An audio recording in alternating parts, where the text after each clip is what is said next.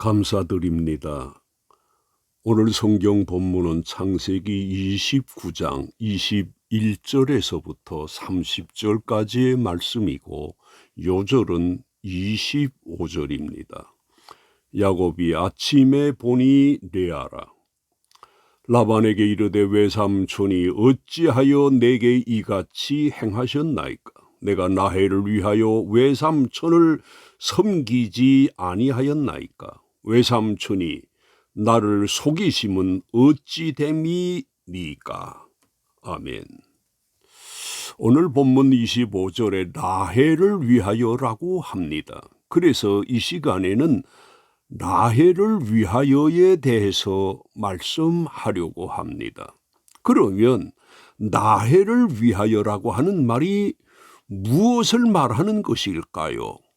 16절에서 볼 수 있는 것처럼 외삼촌 라반이 야곱을 부리기 위해서 그에게 품삯을 정하고 일하자고 합니다. 야곱이 라반의 이 말에 라헬을 아내로 맡기 위해서 외삼촌에게 먼저 이렇게 제안을 합니다. 내가 외삼촌의 작은 딸 라헬을 위하여 외삼촌에게 7년을 섬기리다라고 했던 것입니다.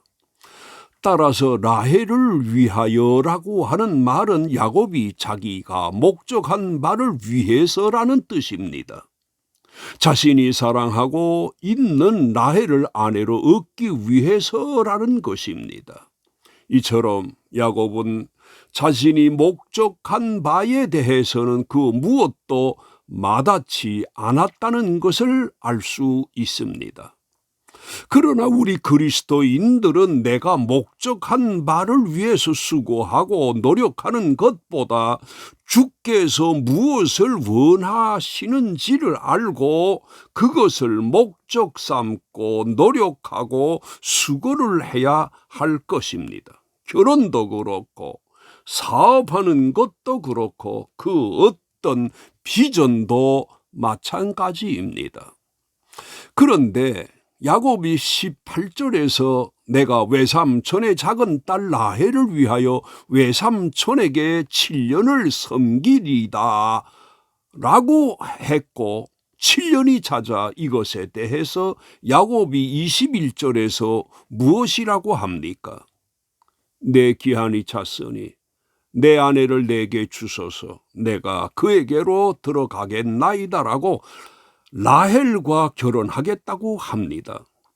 이처럼 야곱이 라헬을 아내로 얻기 위해서 7년 동안 라반을 위해서 일을 한 것입니다. 우리가 여기서 볼 수 있는 것처럼 야곱은 라헬을 아내로 맞는 이 날이 오기를 학수고대했던 것입니다. 마찬가지로 우리가 목적하는 바가 그 어떤 일이든 쉽게 다가오는 것이 아니나 열심히 애를 쓰다 보면 그날이 오게 되는 것입니다. 이것은 매사에서 그렇습니다. 그리고 우리가 바라는 바대로 되기까지 몹시 힘이 듭니다. 그래서 그 기간의 고달픔에 대해서 시편 126편 6절에서 이렇게 말씀을 하시고 있습니다. 울며 씨를 뿌리러 나가는 자는 반드시 기쁨으로 그 곡식단을 가지고 돌아오리로다라고.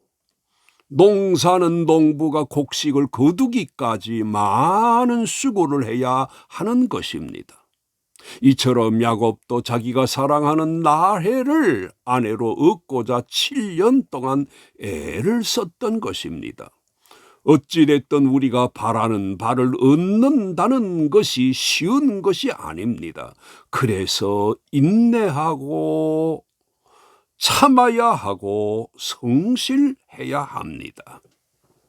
그런데 야곱이 그렇게 고대한 바 라헬을 아내로 맡기 위해서 수고를 했는데 그 수고가 어떻게 됩니까?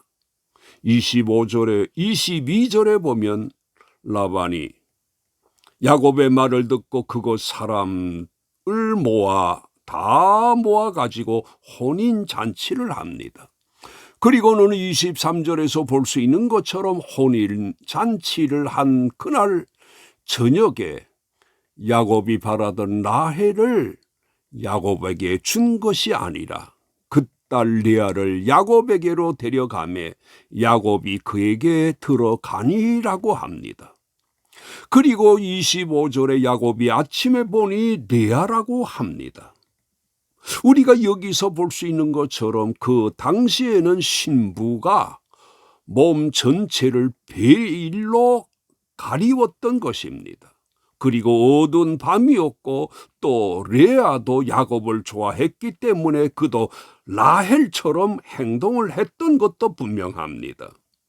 그리고 야곱도 잔치에 술이 취한 것으로 보입니다. 이처럼 야곱이 라헬을 아내로 얻을 목적을 하고 7년 동안 수고를 했음에도 그 바라는 바가 뜻대로 되지 않았던 것입니다. 세상 일이 이렇다는 것을 우리들도 잘 압니다. 내가 수고하고 애를 썼다고 해서 그 수고한 대로 그 대가를 꼭 얻게 되는 것이 아닙니다. 야곱의 경우 야곱은 수고를 했으나 그의 외삼촌도 그의 아내가 된 레아도 야곱을 속였던 것입니다. 이처럼 우리가 애를 써도 다른 사람들이 협조해 주지 않으면 우리의 수고가 헛될 수밖에 없습니다. 그래서 우리가 수고하고 노력하는 것만 아니라 하나님께 기도로 도움을 요청해야 하는 것입니다. 그런데 야곱이 외삼촌으로부터 이런 일을 당하고서 어떻게 합니까?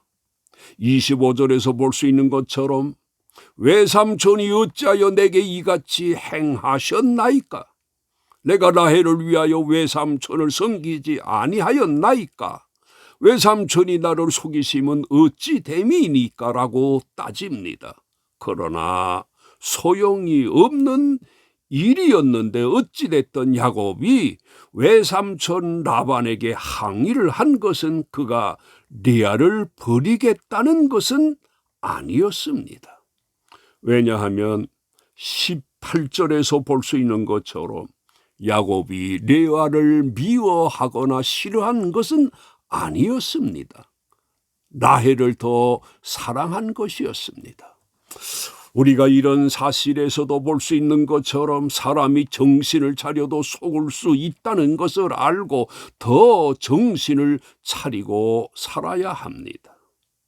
그리고 또 야곱이 먼 사람에게서 속은 것도 아닙니다. 외삼촌에게 속았고 또 레아에게도 속은 것입니다. 그리고 속은 다음에 물을 수 있는 경우가 적습니다. 항의를 해도 그렇습니다. 사람들이 이것을 알고 속이는 것입니다. 그런데 야곱이 이렇게 외삼촌에게서 속임을 당했을 때 무슨 생각을 했을까요? 아마 자기가 자기 아버지 이삭을 속인 것을 생각했을 것입니다. 그러므로 우리 믿는 사람들은 사람을 속이는 사람이 되지 말아야 할 것입니다. 그러면 야곱이 라헬을 아내로 얻기 위하여 한 수고가 헛되었던 것일까요? 아닙니다. 27절에서 볼 수 있는 것처럼 라반이 야곱에게 항의를 받고 이런 말을 합니다. 이를 위하여 7일을 채우라. 우리가 그도 내게 주리니 내가 또 나를 7년 동안 섬길지니라고 합니다. 우리가 라반의 이 말에서 볼 수 있는 것처럼 라반은 야곱에게 자신의 두 딸을 주는 것을 서슴지 않았던 것입니다. 그만큼 야곱이 외삼촌 집에서 일을 하면서 그로부터 인정받은 것은 사실입니다. 그래서 라반이 야곱이 그 열심 있는 노동력을 더 얻으려고 레아를 먼저 야곱에게 주었던 것입니다. 이것이 세상입니다.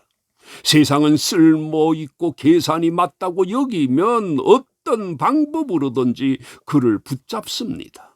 그리고 쓸모가 없으면 가차없이 그를 버립니다. 우리가 이것을 알고 근면성실해서 쓸모없는 사람이 되지 말아야 합니다. 그리고 야곱이 그동안 라헬을 얻기 위해서 한 일도 헛되지 않았던 것입니다. 7년 동안 일을 더 하기로 하고 7일 후에 라헬을 아내로 맞았기 때문입니다. 이처럼 열심히 수고하고 속았어도 남는 것이 있기 마련입니다.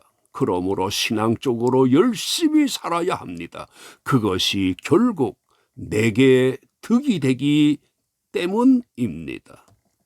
오늘 본문 결론적으로 오늘 본문 25절에서의 라헬을 위하여라고 하는 말은 야곱이 자기를 위하여라고 하는 말입니다. 그리고 야곱은 이를 위하여 많은 수고를 한 것입니다. 그러나 우리는 아내를 취하든지 사업을 하든지 그 어떤 일을 하든지 나를 위해서가 아니라 주를 위하고자 하는 사람이 되어야 할 것입니다. 결혼도 사업도 취업도 주를 위해서입니다. 모두 다 매사에 주를 위하시는 이들이 되시기를 주의 이름으로 축원합니다. 사랑하시는 하나님 아버지, 감사를 드립니다. 오늘도 나를 위해서가 아니라 주님을 위하는 생활을 하게 하여 주시옵소서. 주 예수님의 이름으로 기도드리옵나이다. 아멘.